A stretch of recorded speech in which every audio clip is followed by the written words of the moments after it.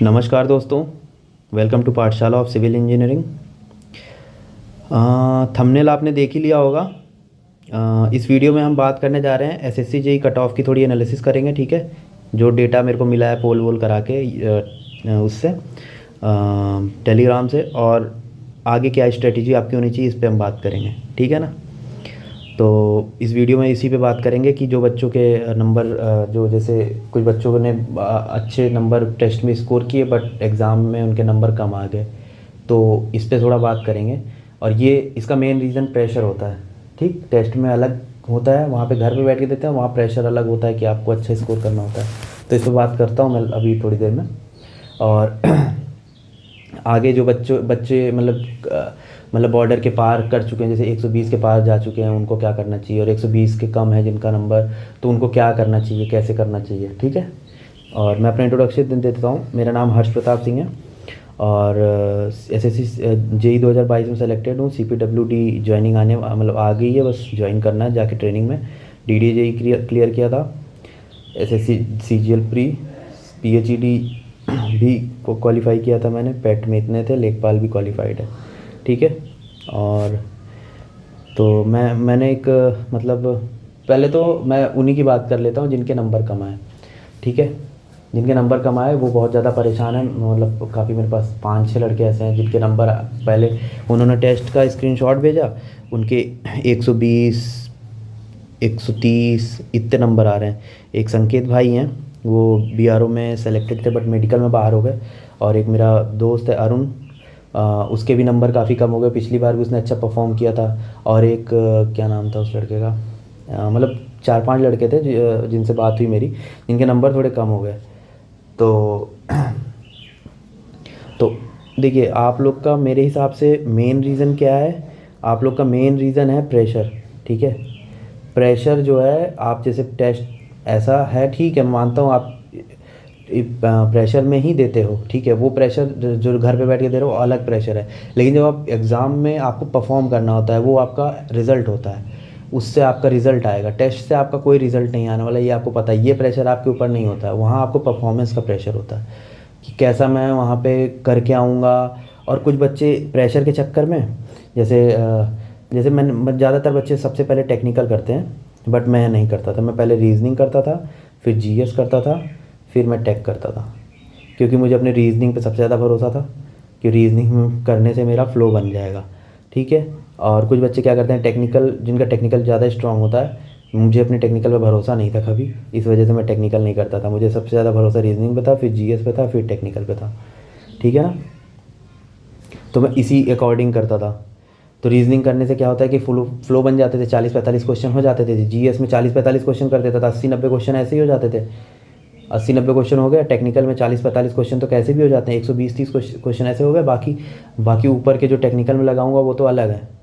ठीक है ना। तो यहाँ से ऐसे फ्लो बनता है थोड़ा सा मेरे हिसाब से। अगर आप मेरे अकॉर्डिंग पेपर देना चाहते हो तो इस पर ट्राई करना है एक बार, टेस्ट देके, अगर आपको अच्छा लगे। और बताया ही था, पेपर 3 लेयर में आपको करना है। 3 लेयर में कैसे करना है वो वीडियो बना रखा है, आप उस पर एक बार जाके वीडियो देख लेना, छोटी वीडियो है 10 मिनट की। ठीक है ना। तो आप लोग प्रेशर में पेपर दियो, आपको नॉलेज है। ठीक है, आपको नॉलेज है, और बस आपका पेपर प्रेशर की वजह से गड़बड़ हुआ है। और आपको इसके लिए क्या करना चाहिए, इसके लिए आप और ज़्यादा टेस्ट दो, देते रहो टेस्ट। और बिल्कुल मतलब एक्सपेक्टेशन से मत जाइए आप कभी कि नहीं मैं 150 नंबर लाऊंगा, 140 नंबर लाऊंगा, 150 नंबर लाऊंगा, 160 लाऊंगा, इतने 180 अटेम्प्ट करके आऊँगा। ये सब कभी मत जाइए। आप कुछ भी मत सोच के जाइए कि मुझे कितना करना है। जैसा पेपर आएगा, पेपर इजी आया तो 200 में 200 मार के आऊँगा, टफ आया तो 100 ही मार के आऊँगा। मुझसे नहीं हुआ तो ठीक है। एक्सपेक्टेशन जब आप करके जाते हैं तो माइनस करके आते हैं। सबसे बड़ी प्रॉब्लम ये है, एक्सपेक्टेशन मतलब माइनस होता है कि मैं ये एक्सपेक्ट करके जा रहा हूँ कि मैं 180 करके आऊँगा तो माइनस ही होगा। मैं तो मतलब ज़्यादा तो मेरे अंदर भी ये मतलब शुरू में थी ये प्रॉब्लम कि मैं सोच के जाता था 150 दो मतलब 160 क्वेश्चन तो करना ही करना है, तो माइनस होते थे मेरे। लास्ट टाइम मेरे कितने माइनस हुए थे, 27 क्वेश्चन गलत थे, अप्रॉक्स 27, हाँ इतने गलत थे। उससे पहले मेरे 42, उसके पहले वाले एग्ज़ाम में 38, इतने क्वेश्चन गलत थे। मतलब देखो 2-3 नंबर का फ़र्क पड़ गया इसमें। जो 42, अगर इसमें 38 गलत हो गया होता तो मेरा सिलेक्शन हो गया होता। 38 क्यों? एक क्वेश्चन कम गलत हुआ होता, 41 या 40 हो गया होता तो मेरा सिलेक्शन प्री में हो गया होता, प्री क्वालिफाई नहीं था 2019 में, ठीक है ना। तो आप कभी प्री माइंड सेटअप करके मत जाइए मैं इतना क्वेश्चन करूँगा, वहाँ से प्रेशर डेवलप होता है। और थोड़ा सा एग्ज़ाम देने से पहले आपको इनहेल और इन आउट करना पड़ता है कि थोड़ा सा बॉडी के अंदर ऑक्सीजन ज़्यादा लो आप, मेरे हिसाब से ये करना चाहिए, मैं यही करता हूँ। नाक से सांस लो, मुंह से छोड़ो, कम से कम 2 मिनट तक करो ऐसे, पेपर दे स्टार्ट होने से पहले आंख बंद करके थोड़ा सा रिलैक्स फील करोगे आप, इतना लिख के ले लो, ठीक है। और मैं थोड़ा कट ऑफ पे अभी बात कर लेता हूँ। कट ऑफ पे जैसे ये हमारे चैनल पे मैंने एक पोल कराया था, लगभग 507 बच्चे ने दिया था ये पोल। तो मतलब ये वही बच्चे हैं 507 जो मतलब पढ़ाई में थोड़ा सा हैं इंटरेस्टेड, जो एक्टिव रहते हैं। पोल चेक वालों को हटा देता हूँ, जैसे मान लो 507 में से इतने हैं तो लगभग 50 बच्चे पोल चेक वाले होंगे, रख लेता हूँ, ठीक है। तो 450 बच्चों का है। तो ये देख के मुझे ये पता चल रहा है कट ऑफ यहाँ कहीं लाई करने वाला है, ठीक। बस ये जानना है कि 115 सॉरी 150 लिख रहा हूँ, 115 प्लस होगा या 115 माइनस होगा, ठीक है ना। डाउट इसी में है, इतना ही रहने वाला है कट ऑफ मेरे हिसाब से। देखिए एक और लाया दूसरे चैनल का किसी का है, इनका भी देखिए, सॉरी इनका भी देखिए यहीं पे कट ऑफ लाई कर रहा है। कट ऑफ हमेशा मान के चलिए आप, मतलब जितने बच्चे, मतलब जैसे ये बच्चे देखिए बिलो 90 वाले बच्चे, हाँ ये थोड़ा सा इनको प्रिपरेशन की भी ज़रूरत है, बिलो 90 वाले। रुकिए मैं इससे ऐसे एक बार एक्सप्लेन कर देता हूँ अपने वाले पोल से। देखिए बिलो मतलब बिलो 90 वाले जो बच्चे हैं, यहाँ तक वाले बच्चे, इनको अभी सिलेबस कंप्लीट करना है। उन बच्चों की बात नहीं कर रहा हूँ जिनका टेस्ट में अच्छे नंबर आते थे बट एग्ज़ाम में घट के, वो एक्सेप्शन बच्चे हैं, वो प्रेशर की वजह से, उनकी बात मैं नहीं कर रहा हूँ। किसी का दिन नहीं रहता है अच्छा तो पेपर ख़राब हो जाता है, ठीक है ना, उनकी बात मैं नहीं कर रहा हूँ। मैं उनकी बात कर रहा हूँ जिनका मतलब जिन्होंने अच्छा पेपर दिया, उनको खुशी था कि उनको जितना आता था सब कर दिया उन्होंने, और उनको प्रेशर नहीं हुआ जनरेट। तो वो अगर 90 से कम उनके नंबर आ रहे हैं तो आप अभी अपना सिलेबस कंप्लीट करिए, ठीक है। अभी आपका सिलेबस कंप्लीट नहीं है, ठीक ना, आपको सिलेबस कंप्लीट करना है, क्योंकि प्री क्लियर होना, अगर आप कैटेगरी में हो किसी तो मे भी हो सकता है, बट यूआर वालों की बात कर रहा हूँ मैं, अभी कैटेगरी की बात मत करूँगा। यूआर में हो तो आपका क्लियर नहीं होने वाला है 90 के नीचे वालों को, ठीक है ना। और फिर 90 के ऊपर, 90 से 100 वाले जो हैं, इनका सिलेबस तो ठीक ठाक, मतलब बहुत अच्छा तो नहीं कंप्लीट है, हाँ मतलब एवरेज में कंप्लीट है। अगर इनकी प्रैक्टिस अच्छी होती तो ये अच्छा स्कोर कर सकते थे। तो इनको क्या है कि सिलेबस नहीं कंप्लीट करना है, इनको अपने थियोरी पे थोड़ा रिवाइज करना है और प्रैक्टिस करना है, ठीक है ना।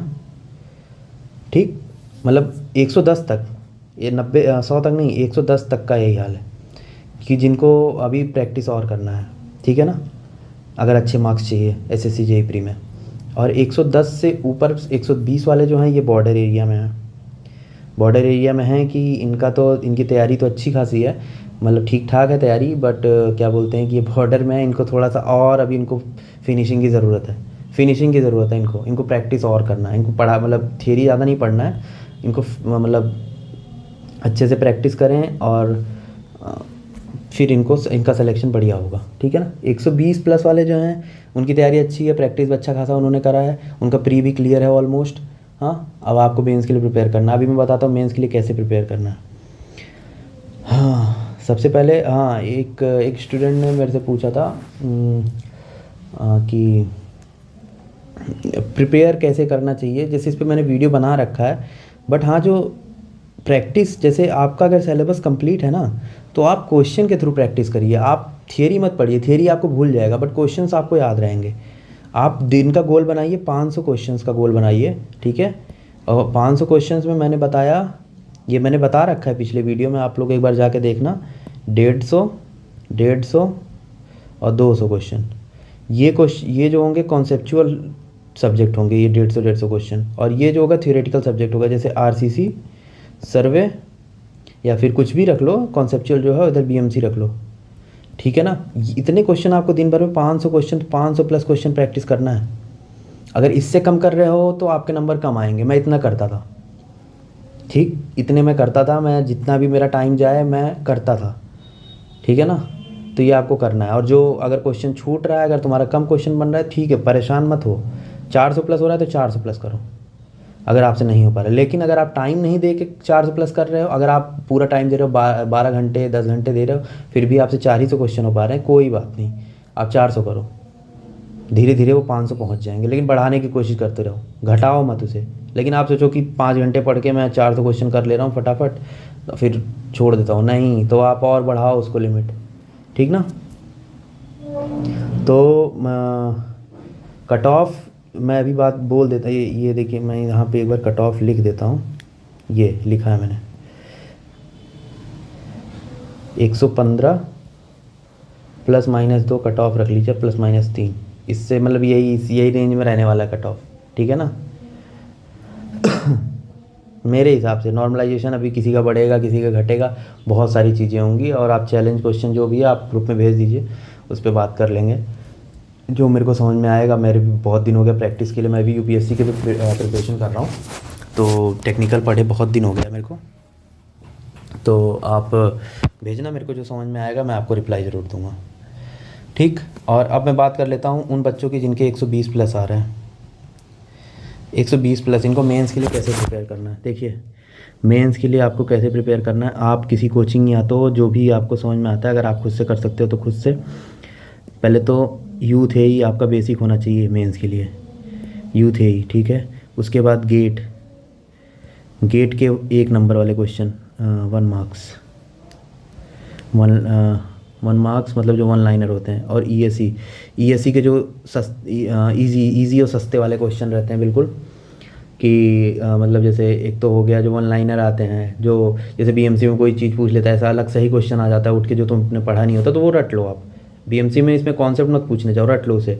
और एक वो जो आता है मैच द कॉलम वाला, और एक असर्शन रीज़न वाला आ जाता है, वो भी एक बार देख के जाना, क्योंकि एसएससी जेई 2019 का पेपर एक बार देखना, उसमें कितने सारे क्वेश्चंस आए थे वैसे असर्शन रीज़न के, ठीक है ना। उस पर भी ध्यान देना, मेंस के पेपर में आएगा, और आपका पेपर एई लेवल पे ही बनेगा, इतना ध्यान रखना। मेंस का पेपर एसएससी जेई का एई लेवल पे बनेगा, ज़्यादा कोई खास फ़र्क नहीं आता है एई जेई में। एसएससी जेई ही एई के बराबर रहता है प्री तो ज़्यादा कोई फ़र्क नहीं आने वाला। बट हाँ, लेवल क्वेश्चन का न्यूमेरिकल आप मान के चलिए आपका 40% कम से कम न्यूमेरिकल मिलेगा। 100 में से 40 क्वेश्चन न्यूमेरिकल मिलेंगे, 60 आपका थ्योरेटिकल हो सकता है, बट 40 के लिए न्यूमेरिकल की तैयारी रखिए। कैलसी आपको अलाउ करा है तो अच्छे खासे न्यूमेरिकल देगा आपको, ठीक है ना। आप इसके लिए बिल्कुल रेडी रहे। वहाँ आपको प्रैक्टिस खूब करना है, आप इतना प्रैक्टिस करो कि आप मतलब कोई कसर मत छोड़ो, बिल्कुल भी 1 मिनट भी आपको वेस्ट नहीं करना है। आपका 3 या 4 दिसंबर में मेंस है, आपके पास गिन के 50-60 दिन बचे हैं, उससे ज़्यादा नहीं बचे हैं, ठीक है ना। और आपको किसी कोचिंग का वो लेना है, कोई कोर्स वगैरह लेना है, वहाँ पे प्रैक्टिस वाला कोर्स लेना। देखिए दिक्कत उनको आती थी कि हाँ, अब मैं 120 माइनस वालों की बात कर लेता हूँ, इनके साथ क्या प्रॉब्लम है। ये कह रहे हैं सर मैं मेंस की प्रिपेयर करूं कि ना करूं। यार एक बात बताओ, मेंस और प्री में फ़र्क क्या रह गया एसएससी जेई के। अब ये क्वेश्चन तब पूछा जाता था जब कन्वेंशनल पेपर होता था। हम लोग के टाइम पे बहुत दिक्कत आई थी कि यार मतलब मेरे पास तो नहीं आई, मेरे पास एक बार हो चुका था मेरे साथ। जैसे मेरे 122 नंबर बन रहे थे प्री, 120 नंबर समथिंग बन रहे थे प्री में, मैं मेंस की प्रिपेयर करने लगा, और मेंस का रिज़ल्ट आया, प्री का रिज़ल्ट आया मेंस के 20 दिन पहले, फिर उसमें मेरा प्री नहीं क्लियर हुआ, तो अगला वाला प्री उसके 21 दिन बाद था, अगले ही दिन था 2020 वाला, तो मेरा ना प्री दे पाया ना मेंस दे पाया, मेरा दोनों ख़राब हो गया, ठीक है ना। आपका तो बहुत ऑब्जेक्टिव, एक तो दोनों ऑब्जेक्टिव बेस्ड हो गए हैं। आप अगर गेट और ईएसी प्रिपेयर भी करते हो, 100 जैसे 110 से 20 वाले जो हैं, अभी 110 से 20 वालों की बात कर लेता हूँ, 110 से 20 वाले जो हैं, अगर आप मेंस की प्रिपेयर कर भी रहे हो तो आपको क्या दिक्कत है। आप यूथ एई तो आपको लगाना ही लगाना है, यूथ एई लगाओगे ही, ठीक। अब आप गेट के भी अगर क्वेश्चन प्रैक्टिस कर लोगे तो इससे आपका कॉन्सेप्ट ही स्ट्रांग होगा, इससे आपका कुछ घाटा नहीं होने वाला है कि नहीं मैं ये कर लूँगा। और ईएसी के क्वेश्चन तो एज इट इज़ उठ के आ जाते हैं, तो इसमें आपका फ़ायदा ही है। अगर आप ये कर रहे हो तो आपका प्री भी तैयार हो रहा है अगला। लेकिन कुछ बच्चों की दिक्कत है कि इंटरव्यू है, जैसे एक भाई ने मैसेज किया था कि सर मेरा इंटरव्यू है तो फिर मैं क्या करूं। तो आप साइड बाय साइड लेके चलो, जब आंसर मतलब ऐसा नहीं कि इंटरव्यू के लिए कितना ही टाइम दोगे आप, ज़्यादा टाइम थोड़े दोगे आप उसके लिए। जैसे आप अगर 10 घंटे पढ़ो, थोड़ा ज़्यादा पढ़ लो, आप 12 घंटे पढ़ो, 4 घंटे इंटरव्यू को दो, 8 घंटे इसको दो। अगर आपको 2 लेके चलना है तो आपको करना तो पड़ेगा, ठीक है ना। ऐसा नहीं है कि आप 8 घंटे ये जो दे रहे हो आपके इंटरव्यू में काम नहीं आएगा, ये भी आपके इंटरव्यू में काम आने वाला है, ठीक है ना। बढ़िया से प्रैक्टिस करो आप सब कुछ, ठीक।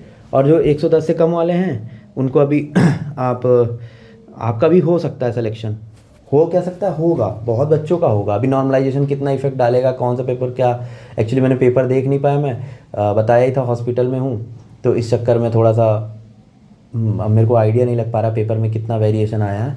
ठीक है, तो आप लोग अपने हिसाब से, मतलब जैसे सबको अपना पेपर टफ ही लगता है, तो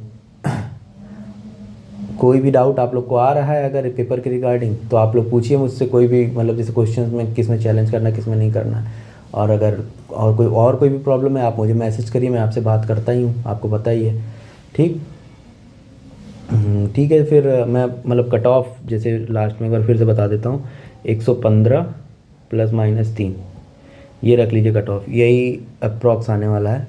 ये मैं लिखित में नहीं दे रहा हूँ, हाँ मतलब मेरे हिसाब से ये होना चाहिए, ये हो सकता है 120 पहुँच जाए, मुझे कोई पता नहीं है। ठीक, बट मेरे एक्सपीरियंस के हिसाब से मैं ये बता रहा हूँ।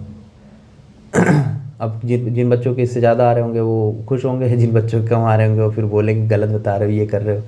ठीक है, जैसा आपको जो सही लगे आप करो, बट अगर आपको कोई डाउट है तो आप मेरे से पूछो, हो सकता है 110 का टॉप रह जाए, मैं तो चाहता हूँ 100 ही नंबर का टॉप रहे, 90 ही रहे, सबका हो जाए सिलेक्शन, बट मेरे चाहने से कुछ नहीं होता ना। तो आप लोग बढ़िया से पढ़ाई करो, अभी बहुत सारे पेपर्स हैं, आपको निराश नहीं होना है, अभी तो पहले DDA JEE देना है आप लोगों को, ठीक है ना, बिल्कुल निराश नहीं होना है, पहले DDA JEE के लिए प्रिपेयर कर लीजिए आप लोग सही से, फिर आगे देखिए।